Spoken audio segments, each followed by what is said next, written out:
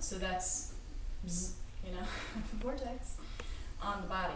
So you come in with intention immediately. The first time you step on the mat, you're bringing intention. You come on the mat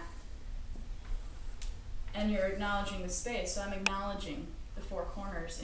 In ancient Thailand, before they had temples, they would just set up rocks, four corners. Say, okay, this in the forest, this is the space we're setting as our temple, and then eventually they're like, why don't we build walls? And then, and things get creative, So I acknowledge the space first, and again, it can all be done very quickly. You don't have to spend 10 seconds here, 5 seconds here, and I'm touching her right away. I'm acknowledging that I'm touching her. In Thailand, they're pretty strict about it. In practice, you don't want to be, because we want to practice both sides. For female, you do puja, and you start on the left. For males, it's on the right. So you can do that a couple times to practice, but if we do that, we'll just be getting only left, So it's nice in practice. Why it's the female side, the male side of the body. So it's just an acknowledgement of what you're presenting to life. Like, I'm presenting to be female, so you're going to acknowledge me as female.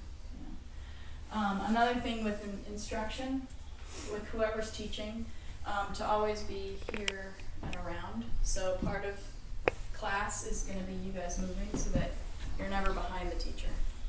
And we'll be doing different angles, so just being able to get up and move so you can see different angles is really helpful, because sometimes you see it from one angle and the other angle is actually whoa, I didn't get that perspective, So you come up hip to hip, so you're kind of getting in their space right away.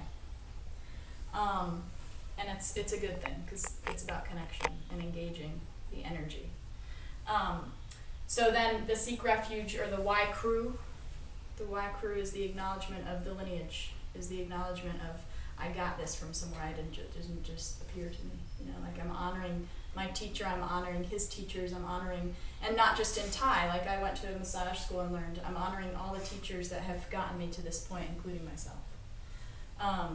Clean house is an important aspect too. Clean house is about, am I in a space to give right now? Are they in a space to receive right now? I've done treatments on my siblings.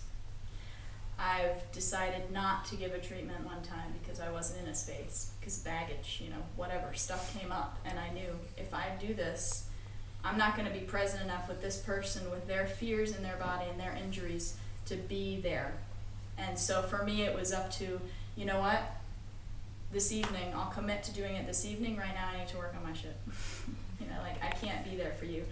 With clients, it's a practice of, the other thing is, if you're, for example, with a client, you can't be like, actually, I'm kind of having emotional issues right now. Can we meet? Can we reschedule that? That doesn't work that well in our culture.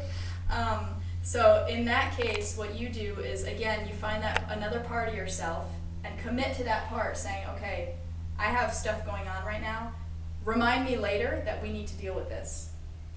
And when you give that commitment to yourself, it allows you to, that part to be like, okay, we're going to deal with this, so I don't have to make it important right now.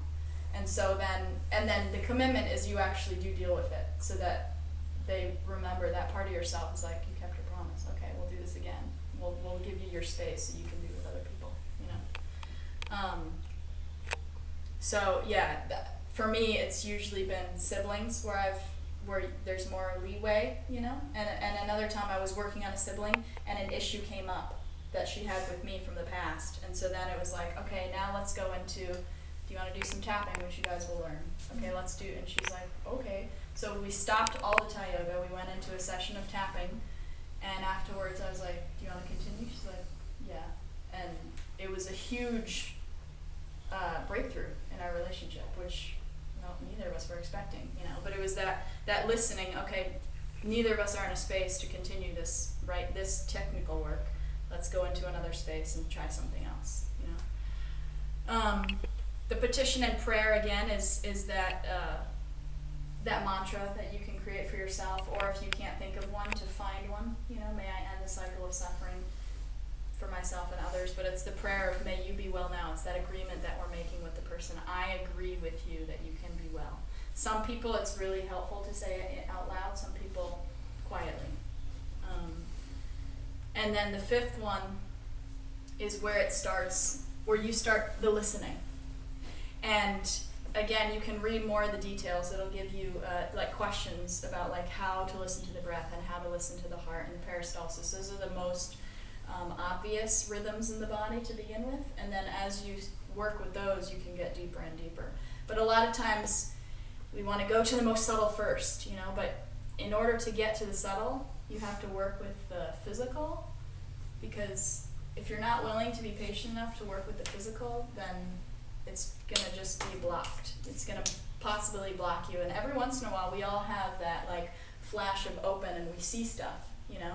But to bring that more together, we have to keep busy, like Dr. J said yesterday, keep those other parts of us that are busy, because the nervous system, there's a constant flow of energy in the body, in the physical body, that needs to keep moving. So if we're still and not keeping that busy, it's going to turn into anxiety, restlessness, like it's going to start creating issues for you, so it gets attention, you know. So same thing with people. You want to listen to what's most obvious. At the same time, you're developing your keener skills. Like if they come in with a broken foot, like they're not going to come back to you if you're like, oh, maybe, you know, if you get to that level of mastery where that actually can heal the foot. But in general, you work with the foot, or you send them, you know, go to the hospital, come back, and we can keep working. So the first thing is you're connecting to their center, where everything starts and ends. And in my other school, in Chinese, we were in Chinese medicine class, our energy, we learned here too, we've also learned, but there, it was a practice where your energy extends farther than your body. Not just like woo idea, but like actually the electrical and magnetic energy of our bodies extend farther than what we feel and see, you know, on the rough, you know, sensations. And so coming in is another way of connecting. And again, the first time might take a while, but when you get practice, you can start to connect right away and see how quickly you can go into their energy, you know. And as you're doing this, it's a practice of listening and noticing, you know, because sometimes I haven't been as aware, and I go in and you immediately feel, you know, like this. It's almost like a jolt, even though my pressure is like that, you know. And so immediately it's this focus of, you know, like, can I zone in and start to focus right away from the second I touch them, even before I touch them. And when you're aware and present, you can notice, was that me or was that them? I came in with awareness, they still jolted, okay, there's stuff going on right there. You know, it's not necessarily protecting against my rough energy, you know. That a lot of that comes as you practice, you know. It's not a matter of like, I have to do it this way and this way. As we practice this whole process, you're going to be developing all of it. You're going to be developing the listening, and it's like learning the ABCs. You know, right now you're being introduced to A and B, and soon you're going to be able to say them all in a row, and you're going to be able to make a word, and it's so fun. It is. It's really fun. So those are the main aspects. So to start, you acknowledge the space. You come to the person with your partner. And as the receiver, in this month, it's really important not to fall asleep, because a lot of times, not today, but you're going to eventually just want to fall asleep because you're so tired or you just don't feel like paying attention. But the idea is you want to actually practice this month, not just giving, but receiving, because the more you understand about how it feels to receive, the more you're going to understand your clients. When you start to feel, oh, I like this approach, I don't like this approach from other people in the class, like and dislike, I mean, you know, you can be attached to it or not, but just noticing, wow, that felt really helpful to my leg, or the way they moved, oh, okay, I can try that.